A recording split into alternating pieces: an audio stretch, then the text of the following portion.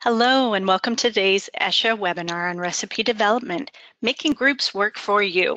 My name is Alicia and I'm joined by my colleague Ben to share some information on the groups, functions, and options in the Genesis software. First, let me give you a little background on ESHA research. ESHA research was established in 1981 as one of the first nutrition software solutions developers. Today we provide solutions for recipe and product development, nutrition analysis, labeling, and regulatory compliance.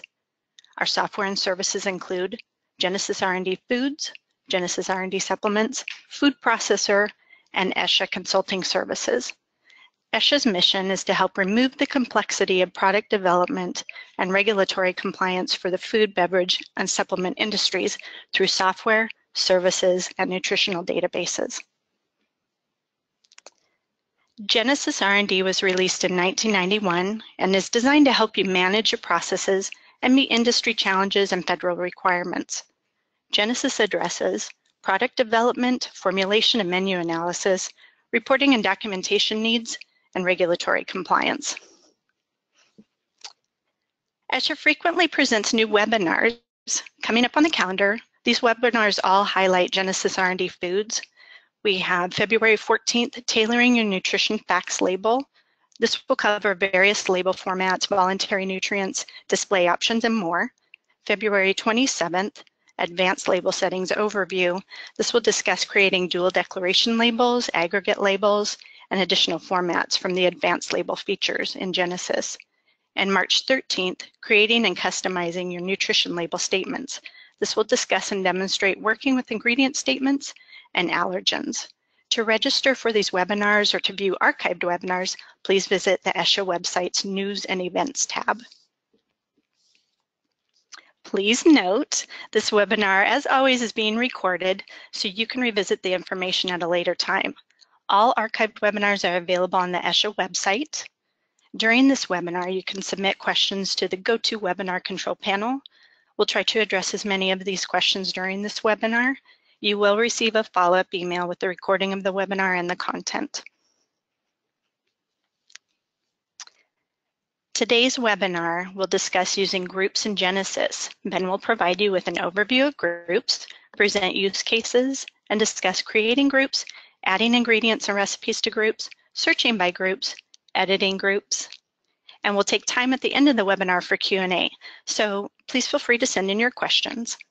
Now I'll turn it over to Ben. Thank you, Alicia. So just a note before we get started, we will be looking at Genesis version 11.4 today, which was released in December. Shouldn't be a lot of differences between 11.4 and some of the past versions, but that is the newest version before we go into it. Groups have a lot of widespread uses, so I will be jumping a little bit back and forth between the slideshow, Genesis, and ESHA security as well, and we'll talk a lot about ESHA port and the Genesis API too. So a lot of widespread functions.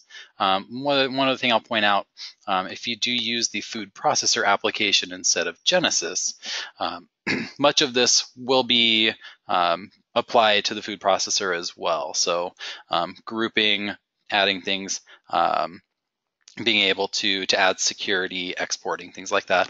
All of that's built around the food processor too, but again, we're spending all of our time inside of the Genesis software. We have a few benefits for using groups. We'll talk about these right now, and then we'll go into the Genesis software just so we can take a deeper look into a few of these things. So kind of the biggest benefits of groups we have are searching, being able to search inside of the application for specific items in specific groups, also being able to hide specific items from your searching based on what group they are in. We also have the ability to export either from within the ESHA software, Genesis or food processor, or by using ESHA port or the Genesis API, specifying those groups to filter exactly what items we would like to export. And then ESHA security is probably the next biggest piece we have there.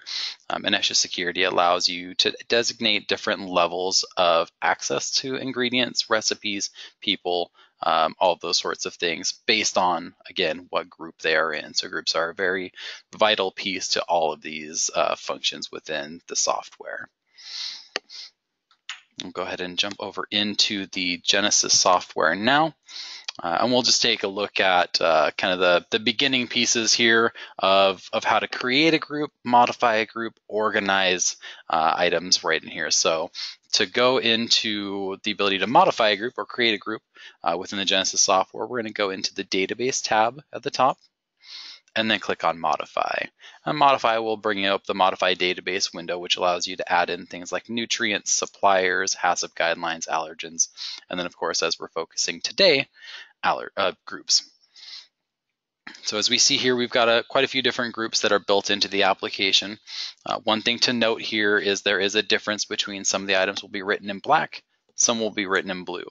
And that's a fairly common theme throughout Genesis, and that's just going to differentiate between the black items are the ones that are pre-built into the application. When you first purchase the software, you will see these groups already, and then if I expand out some of these items here, we've got our databases group here, and we've got quite a few different folders that I've created, and those are all user-created groups. So we've got our folders and our groups that I have created, a lot of these specifically for this demonstration today. If we wanted to create a new group, we would just want to go to where we would like to place it and click on, we've got our buttons down here for new or edit, remove, or publish.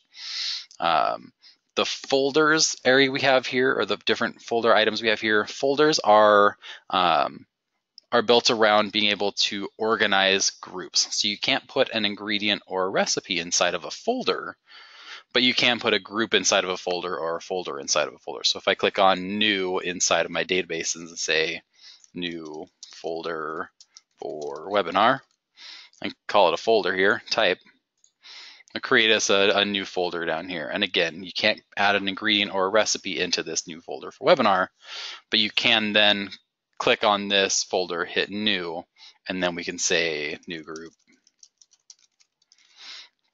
And now we've got a group inside of that folder. And you can put folders or groups inside of a folder. So you do have that ability to create depth. As I go up a little bit over here, we've got some folders with items inside of them as well, and we can put folders in those too. So again, you can create some depth there to organize as you see fit.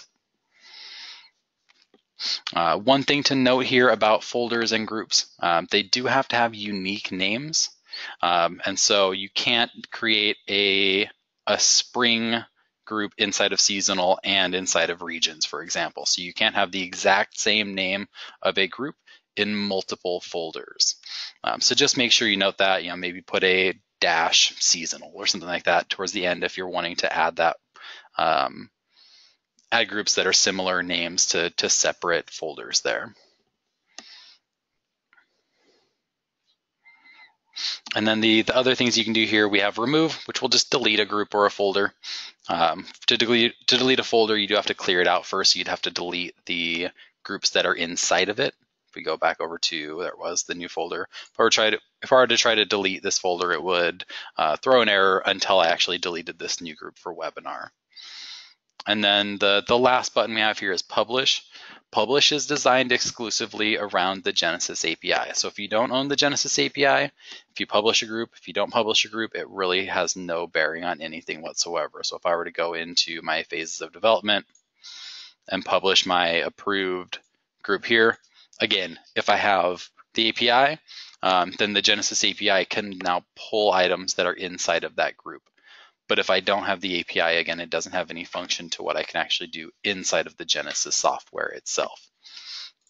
But if I wasn't very clear on that, you do have to publish an item here. So if my in production item group is published, the only items that I can export using the Genesis API are items that are in production or items that are in a group that are published. So make sure you note that if you do have the Genesis API.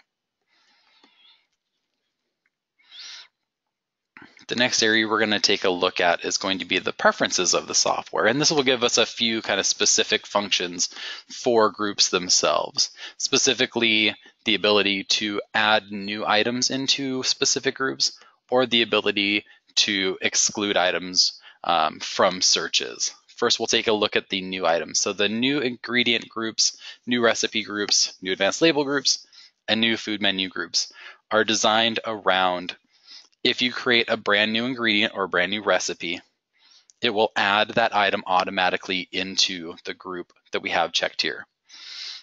This is a user-specific setting. And so if myself and Alicia are both using the same database inside of the same company within Genesis, if I go into my Genesis application and do new recipe groups and say, let's go over to regions, I'm in the Northwest. So if I do new recipe groups, I want to add all those items to the Northwest group every time I create a new recipe. It'll do that for me. But until Alicia does that in her settings, it won't do that for her. So note that that is, again, a user-specific setting. As we move on in about 10-15 minutes or so, once we get into the ESHA security application, that also has an ability to do a default groups setting for security. And that's going to be more on a group setting or an administrator setting that up. So you can do it based on what roles that you are applied to. So if, and again, we'll get into that in a little bit, so I won't go into too much detail without looking at it, but that allows you to do it on more of an administrator level than a user preference level.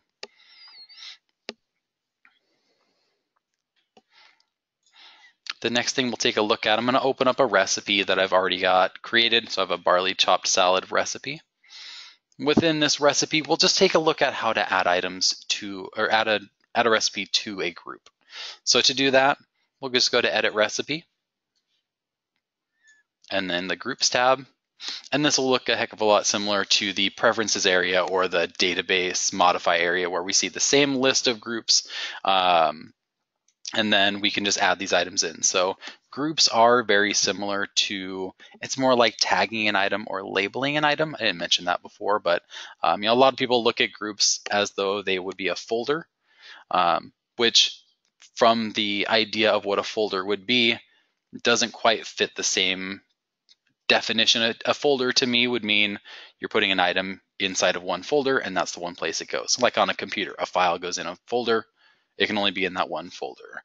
Groups function more, again, like a label, where you can select multiple items at once. If I want this recipe to be in US recipes and in ESHA research and in brand name foods, or probably a better example, if it's being made in the Northwest and it is still in development for my recipe, then it can go into all of those groups all at one time so that they're being separated, not just by one different piece, but by multiple, especially if your organization is larger and has a lot of different pieces moving with it. You have multiple regions that are using Genesis, you've got the different phases of the development of the recipe and so forth. So a lot of different possibilities there. So you can assign items to as many groups as you would like.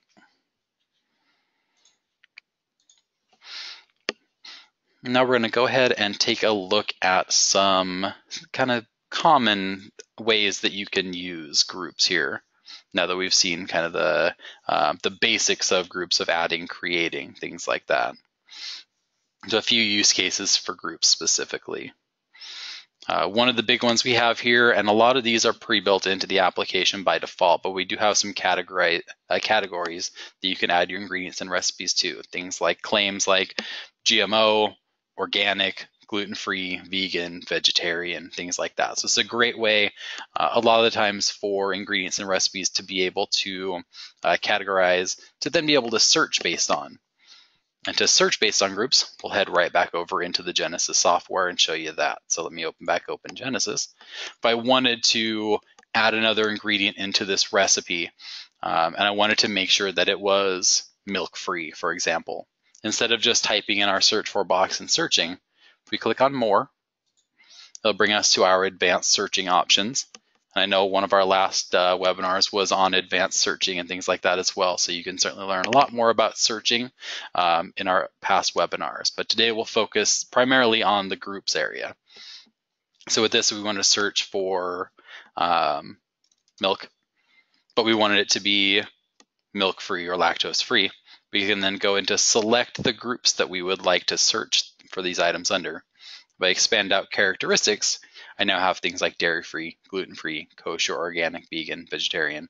Yeast-free is one that I've created personally. So if I find milk items that are dairy-free, we can then include whatever we're searching for here within that group.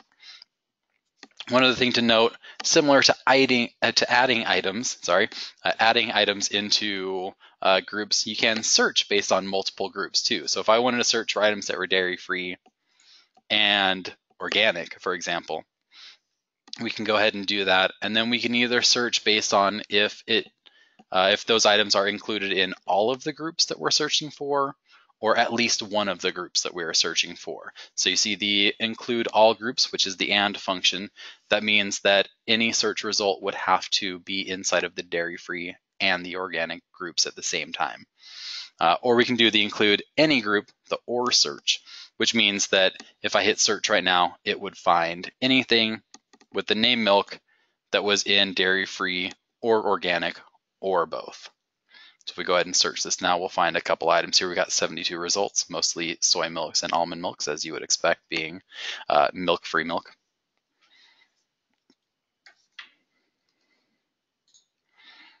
Our next use case we have is country or territory. So this is a great way, especially if you're a larger organization, you have multiple people using the software in different areas.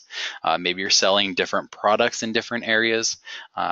Maybe you have some similar items across the whole country, but some that are territorial items as well. So you can do that based on groups too. You can also, and we'll go into that in a few moments, you can also separate items using ESHA security so that your Western Territory users can't go in and modify items that are specifically created by and for the Southern Territory. So you can segregate that database so that people aren't messing with items that aren't for them or aren't theirs.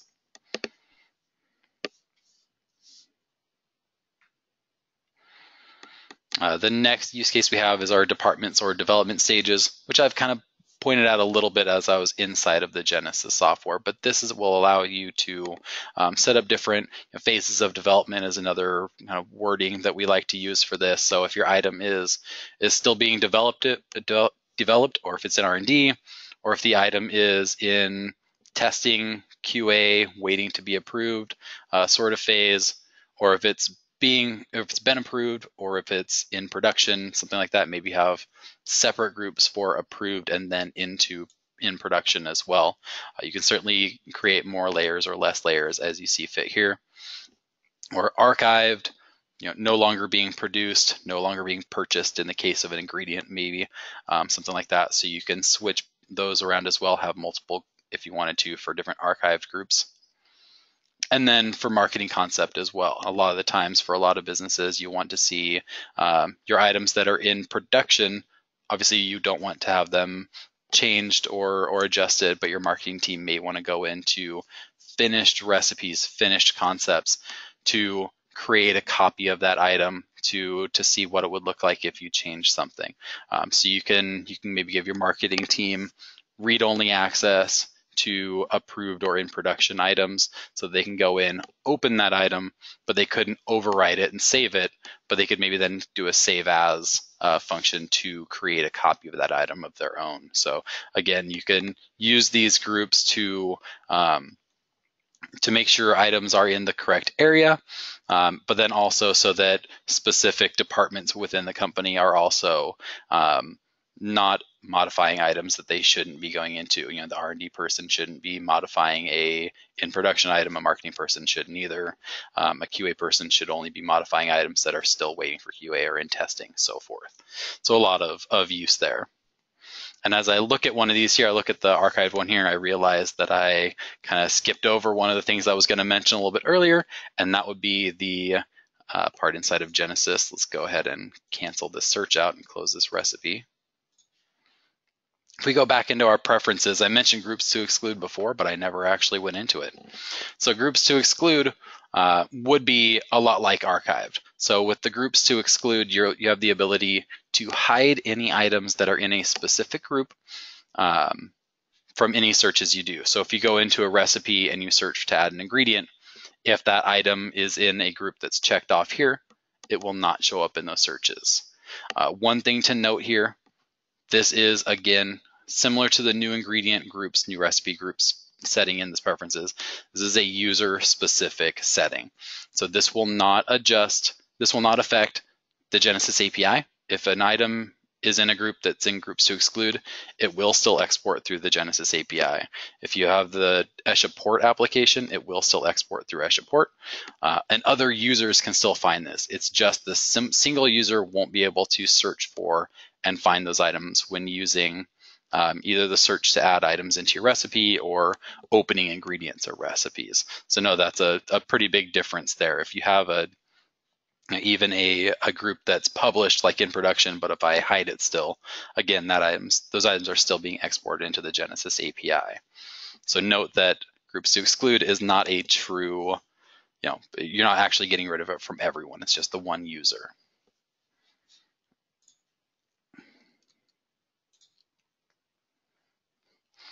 And then another use case that we have here is item types. If you maybe have seasonal items, regular menu items, limited time type of items, this is a great way to allow you to have your standard menu of items that you already have set, and then maybe you have, if we go back over into the Genesis software, go back over to modify. Let's jump over to our seasonal. Maybe we have a fall, a spring, and a winter group, one for each one. You can then make sure that the correct season is being published. Right now it's wintertime, so we can publish the winter group. And that way fall and spring are not being exported out through the Genesis API, or they're not being published to the API. And then once that's over, once it gets to fall and everything turns to pumpkin spice, we can publish that group instead and switch things up. So that allows you to switch things very easily on the fly. And you can also do the same thing within groups to exclude if you would like to. So if your users want to not see those items that aren't in season currently, we can go into our seasonal group and say, I don't want to see fall and I don't want to see spring right now because it's winter time. And so exclude those two out. That way you're only seeing the items that make sense to the time of year that it is.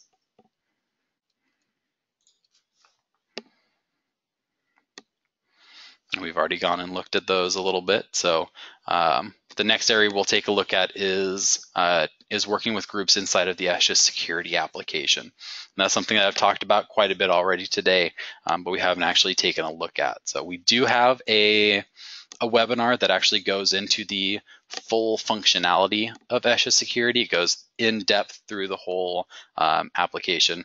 So we'll go through Esha security and what groups do within it, but we won't go into 100% detail of everything that Esha security does. The first thing that we'll take a look at is the groups tab within Esha security. This will look similar to what you see inside of Genesis. You can do very similar functions. You can create groups, you can delete groups, you can edit groups, you can create folders, all that sort of stuff. So everything that we could do within that modified database window in Genesis, we can do on this left side of these groups here too. So if we wanted to create a new folder, we certainly can do that. And again, this window is identical to what you saw in Genesis. On the right side of this window, we have the default groups. I mentioned before, you have the new group for ingredient and recipe inside of Genesis, which is a user setting. The default groups is kind of similar to that, where any new ingredient or recipe will be added into a specific group, but that's going to be based on our roles. And maybe we should talk about roles before we go into these groups here, but if we go over into our roles now, we can see that different roles are just basically allow you, kind of bridges the gap between users and groups. So a role will then, you create a role and you tell it, so our East Coast group here, expand out my regions, my East Coast role has green access, which is full access to my East group, and read-only access to my Midwest, Northwest, and South groups. So roles, again, roles just will allow you to add different permissions to different groups. And then the roles are applied to different users. So if I go over into the users tab, I now have myself, Alicia, Katie, and Scott as different users inside of my database. And they're going to have different roles depending on what department and where they're at. So Scott is our QA manager in the Northwest, so he has the roles for both of those. Katie is our marketing person within the Northwest. And then Alicia is the R&D person for the Northwest, and I think I'm the same. Yeah, I'm R&D person for the Northwest. So each different person has a different role and different function, and so they'll have different rights to these groups based on which role they're assigned. So myself being in the Northwest and the R&D roles, we can go back over and look at this. The Northwest has, of course, read-only access to East, Midwest, and South, full access to Northwest. And then I was also in R&D, and so I have read-only access to archived, in production, and waiting for QA items, and I have full access to in-development items for those groups. And so again, you can give those different functions to those different roles. And then, as we kind of pointed out before, we have our default groups. So this one will allow you to select a different role. So say Northwest. And then we can go to the groups over here, say our regions, Northwest, add. And now anyone that's inside of the Northwest role will automatically add any item they create into the Northwest group. Hopefully that all makes sense. We're using kind of the same, using the same name for roles and groups can get a little bit convoluted, but that's okay. And then similarly, if I wanted everyone that was inside of the marketing team to automatically add items to their marketing, I got a department. Where did it go? I must have lost it. That's okay. Oh, there it is. Departments, marketing. So we can have marketing every time they create an item, add it automatically to the marketing group so that they have everything of theirs grouped together as well. That way, if the people in R&D didn't want to see all of the stuff that marketing creates, since they're doing a lot more kind of random items based on existing items, so maybe that's something you just don't want to see being an R&D person or QA person, you can hide those items as well.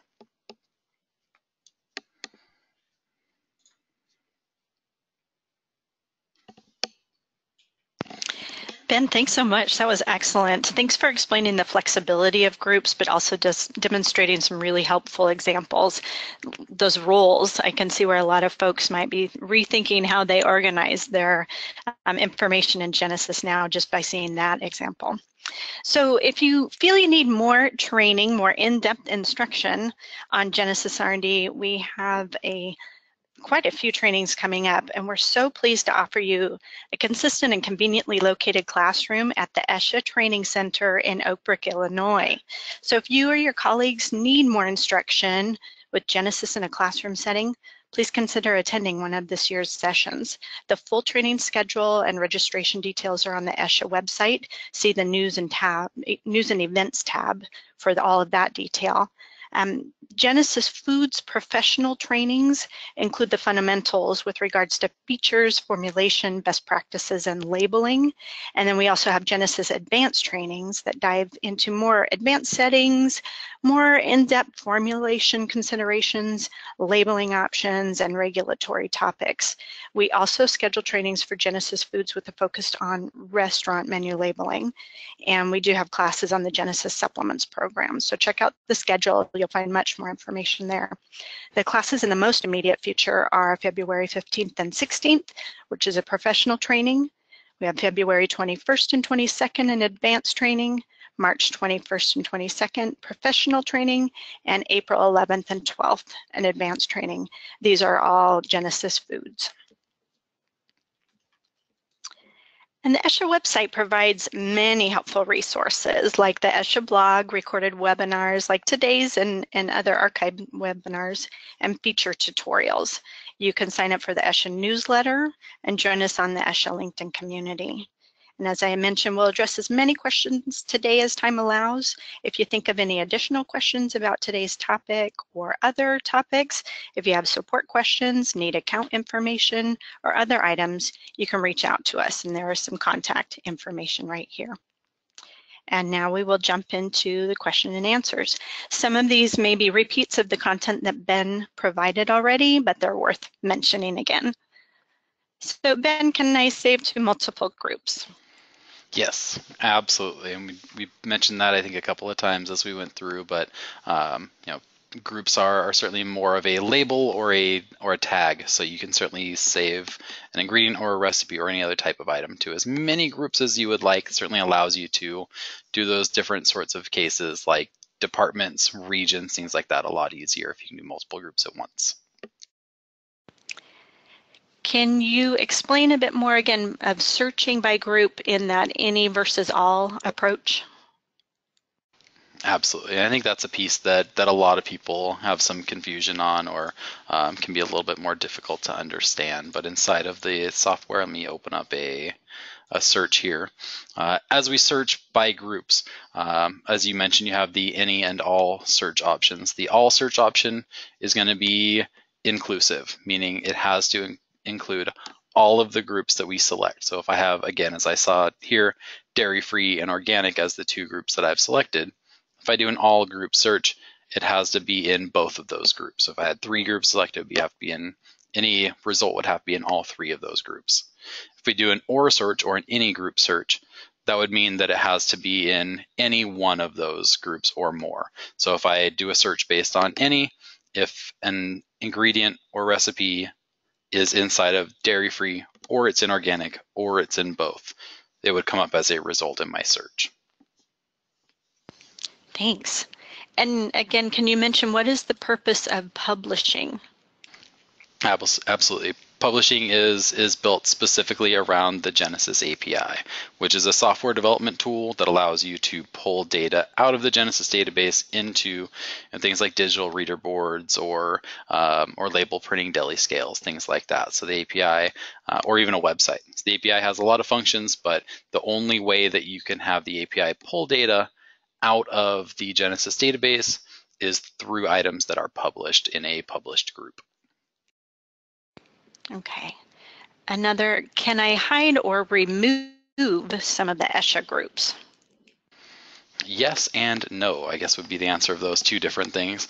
To hide items inside of an ESHA group work exactly the same as a user-created group. So if I go into groups to exclude, the application doesn't really see a difference or care of a difference between the black and blue ones or the user created versus the ESHA item. So if I didn't ever want to see a result from the UK database or from the Canadian nutrient file, we can check those off and it will remove those items permanently from any searches, not permanently, from any searches until I uncheck that group. If I wanted to hide anything that's in the alcoholic drinks or the candies, we can certainly do that as well. So if you wanted to exclude ESHA ingredients or any of those specific groups, you certainly can, just like as though it was a user created group. So either way, removal on the other hand is not possible. So if we go over into the modify database area and groups, we see if we click on any of the ESHA provided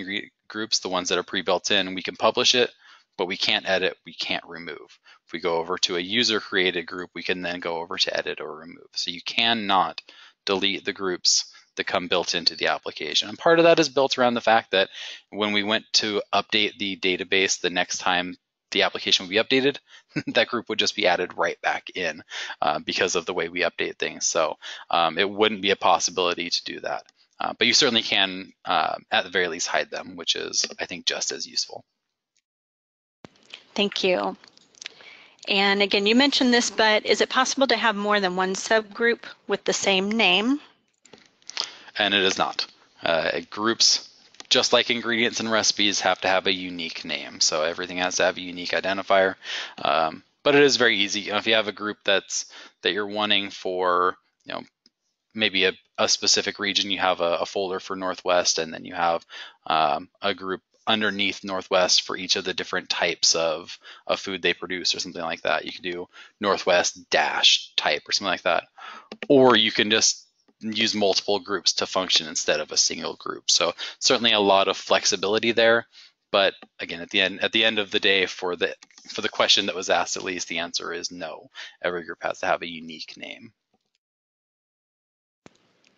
And if a group is renamed, will all of the group's recipe and content reflect the change in the group's name? Yes, absolutely. So if we go over into, again, back into that modify database area and groups, if I were to go up to my regions group and I didn't want it to be Northwest, I just wanted it to be West, we can hit edit. We can just change this to West. Okay, that doesn't affect any of the items that are inside of that group in any way. So if an ingredient was inside of the Northwest group, it's now inside of the West group. If a recipe was inside of the Northwest group, it's now in the West group. It's just naming. It's just changing the tag that the group has, not changing anything that's inside of it. It's not deleting the old one and creating a new one or anything like that. So it's just changing the name and no other functional changes. Is there a specific way items have to be grouped when sending to a third-party company? Ooh, good question. No. Now if you're looking at something like ESHA to export data out, it functions the same way, and I don't think I ever went into it. I did mean to at some point, and I never went into it, so I'll do that now. If we're looking at exporting data out of the application, either from the export all function or from ESHA you're really just looking at grabbing these groups and selecting which groups you'd like to export. So if I wanted to export all of the items that were inside of West and inside of that were approved or in production, we can do that. And again, just like all the searching, the exporting has the same function in terms of the all or any search. So if I wanted to export all of the items that are in both West and in production, we can do it right here like this. So there's not really a category that it needs to be or a specific breakdown it needs to be. But one other thing that I will mention that I think I actually surprised some people that work here about one of the functions. If you do export an item that has a group, that group will follow it. So if I export an ingredient or a recipe that's in the West and in production group from my database and send it to another company that uses Genesis and they import it, those groups will be created inside of that new database. So you don't have to worry about losing your hierarchy or losing your depth of your groups if you're moving from one database to another, maybe moving from on premises into the cloud. If you're making that transition, you'll still keep those groups intact. So I guess the end of that question is no, it doesn't matter a lot. It kind of depends on how you'd like to categorize your things. Like we've mentioned a few times, groups have a lot of flexibility and customization. So it's kind of on the user to determine exactly how they would like to use it. There's a lot of different ways to go about this, as we've seen, of, again, regions, phases, seasonal, all those sorts of things, departments, different companies. If you're an ingredient manufacturer, what companies you sell to, which we didn't even mention as one of the possibilities, but a lot of possibilities there. It just depends on which of these things you see important. Thanks so much. Some of these questions seem so simple, but there's really a lot to consider. So time for one more question. It actually comes from a couple, but they're on the same theme of deleting. So one is, do you have to delete all the recipes in a group before deleting that group? And the answer to that is no. If you delete a group, all of the ingredients, all of the recipes, any item that's in the application will remain exactly as it was intact. The group will just go away. So that tag will go away. That was the second part of the question. What happens when you delete a group? So great to know they're intact. So that's really what we have time for today. If we didn't address your question, like we said, please submit them. You can send them into support or sales@esha.com. We'll address those in a timely fashion. And again, this webinar has been recorded, so you will be receiving a follow-up message with that.